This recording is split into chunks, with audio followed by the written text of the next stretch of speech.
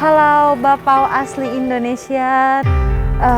Untuk episode hari ini lokasinya berbeda dengan biasanya karena sekarang saya seperti yang penonton lihat di rumah, ini saya ada di bawah kaki Gunung Semeru, yaitu yang kemarin sekitar semingguan yang lalu baru terjadi bencana alam di sini, gunung meletus, dan bisa dilihat keadaannya semua rumah udah penuh abu, jalanan banyak abu, dan semua ini udah clear areanya. Jadi warga-warganya udah bener-bener semua udah ada di posko pengungsian, dan sebenarnya masuk ke sini juga nggak gampang gitu karena masih rawan banjir karena sungainya itu udah sejajar dengan jalanan.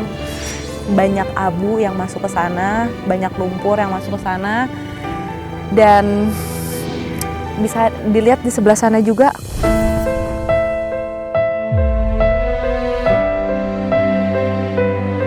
Yang bikin aku penasaran lagi, aku pengen banget sih ngedenger cerita langsung dari warga-warga yang tertimpa musibah ini, dan semoga kita bisa menghibur juga. Kita langsung aja ketemu sama warga-warganya. Let's go!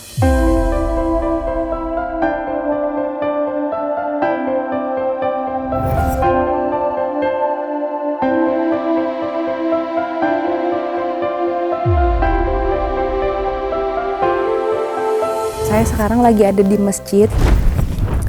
Memang udah dengar dari banyak warga juga, ini termasuk masjid yang tempat warga berlindung ketika kejadian. Jadi banyak banget warga dari atas turun ke bawah dan berlindungnya di masjid ini.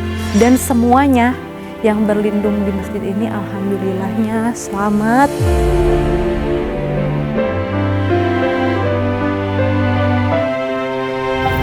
Ini keadaan masjidnya masih bagus, palingan yang runtuhnya di bagian luarnya aja situ.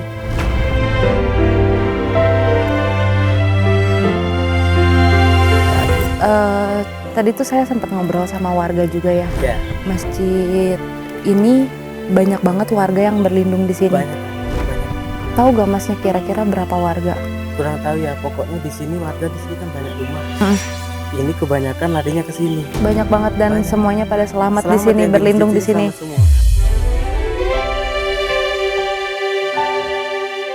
Kebayang sih pas kejadian tuh pasti banyak banget sampai keluar-keluar kali ya. Pasti sampai keluar-keluar, dan keadaan waktu itu pasti panas banget. Jalan tuh antara jalan dan ketebalan abu tuh abunya lumayan tebal banget sih. Jadi jalan aslinya nggak kelihatan, tapi itu udah beberapa udah ada yang dibersihin juga ya. Sampai ke tembok-tembok juga.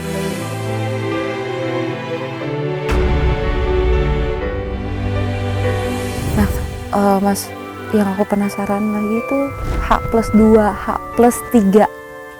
Ada gak yang ditemuin tapi masih hidup di sekitar sini? Kalau di sekitar sini H+2-nya mungkin masih ada nggak? H+3 itu kebanyakan yang udah meninggal. Ada. Kalau H+2 itu yang ditemuin keadaannya yang udah pada parah juga kali. Lemes dan luka bakar karena kena abu. Yang luka bakar itu H+1-nya udah ketemu dan langsung dievakuasi ke rumah sakit. 80% kebanyakan, jadi sebadan.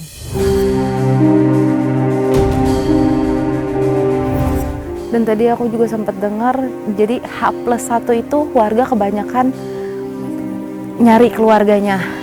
H+2 masih nyari keluarganya juga. Setelah H+3, H+4 baru mereka mikirin ada barang-barang apa yang ada di rumahnya, barang berharga. Tapi ada lagi cerita, ternyata ada yang sempat yang jarah gitu.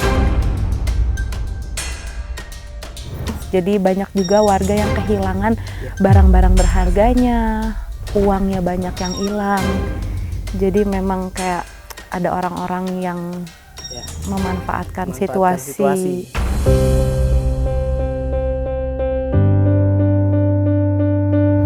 Tempe tapi ini di Padang juga.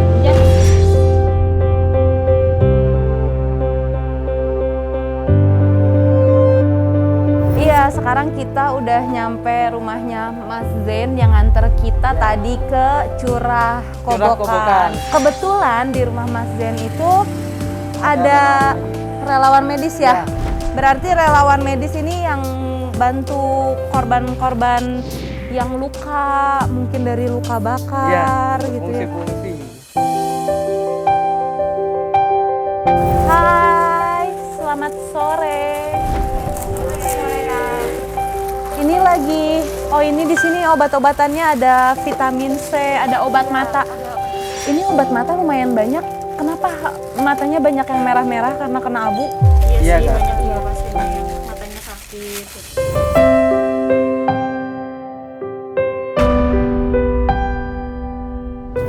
Biasanya kalau seputar mata tuh matanya gimana memang? Merah, terus habis itu keluar air kayak gitu. Terus selain matanya yang sakit tuh biasanya pasiennya banyak yang ini kena radang. Radang. Ya. Sakit gatal-gatal. Gatal-gatal. Sampai bener ada yang parah juga gatal-gatalnya kemarin. Gatal-gatalnya tuh dari mana?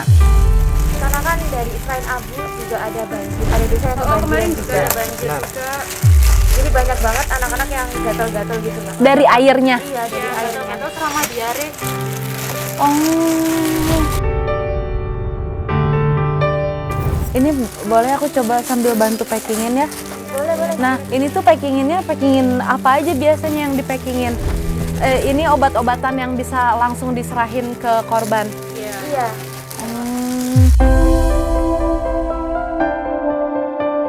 Tapi gimana sejauh ini bantuan lancar?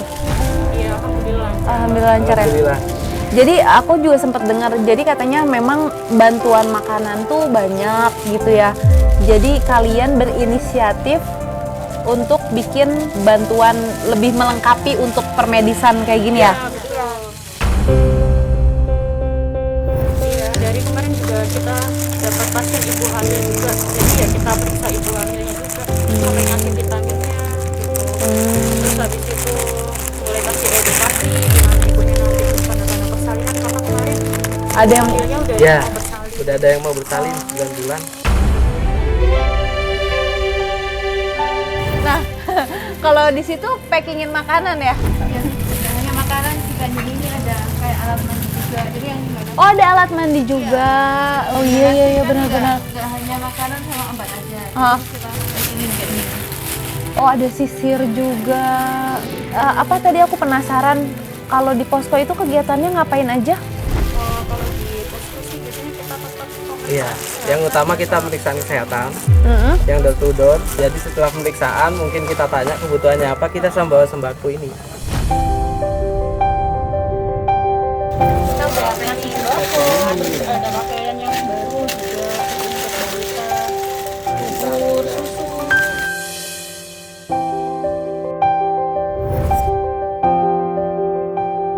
Stok-stok barang, ada popok juga ya? Iya, Oh, ini popok bayi. Wah, seneng sih. Alhamdulillah lengkap ya.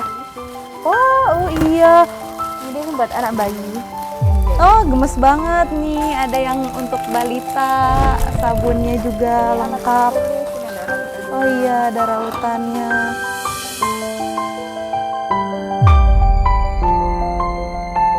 Pak, anak-anak yang korban gitu, mereka tetap sekolah ini di posko. Jadi kita kasih hiburan kayak gini. Jadi kemarin kita juga berusaha beli mainan biar mereka juga ngasih juga kayak gini. Ini berarti tempat peristirahatan kalian ya. Ini selama jadi relawan, aktivitasnya tuh dari jam berapa sampai jam berapa, atau ada yang harus standby 24 jam mungkin takutnya ada apa-apa kalau Kalau kita pagi biasanya jam 8 gitu keliling ya. Keliling kalau tergantung lokasinya. Kalau misal jauh ya kita bisa memakan waktu sampai sore gitu.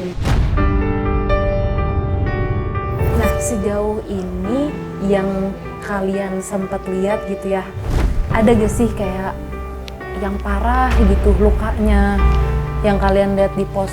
Pertama kali kita baru datang, terus kan malamnya itu kita Langsung kita langsung keliling kan. Nah Nah itu tuh Itu H+1 ya berarti atau malamnya? Begitu kejadian malamnya? H+1. H+1. Itu kita langsung nemuin orang yang kena dengan luka bakar. Memang luka bakarnya nggak parah, tapi efeknya memang panas gitu. Meriang, makanya tadi ada apa obat formulasi gitu ya.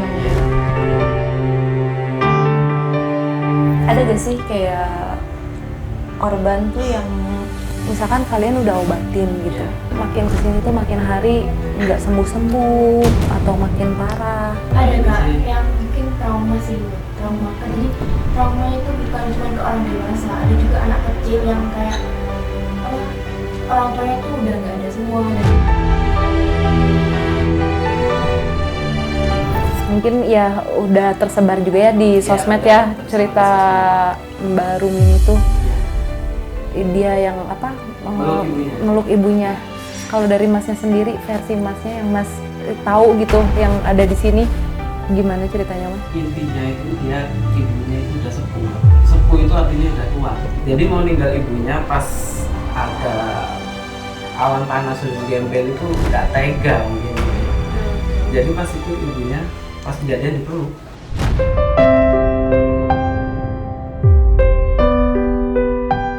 Di video yang viral itu, iya habis pulang haji dia yang lari cepet banget. Lari, iya. Siapa itu namanya? Ida. Vida. Tadi kan ada tadi. Iya. Itu pertama terjadi kejadian pertama tuh di video. Dia habis pulang haji, terus lari ke masjid ya. Iya. Ya. Kebetulan kita Ke masjid yang tadi Nah, kita datengin.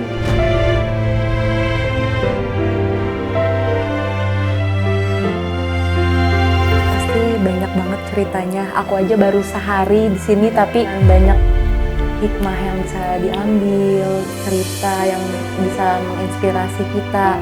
Ini dari timnya Kak Baim. Ada titipan. Ya, Mas Zen.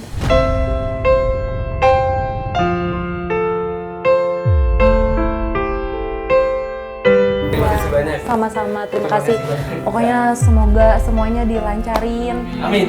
Yang lagi bantuin juga dikasih kesehatan juga ya. Amin. Semangat terus sampai kondusif semua. Ya, pasti.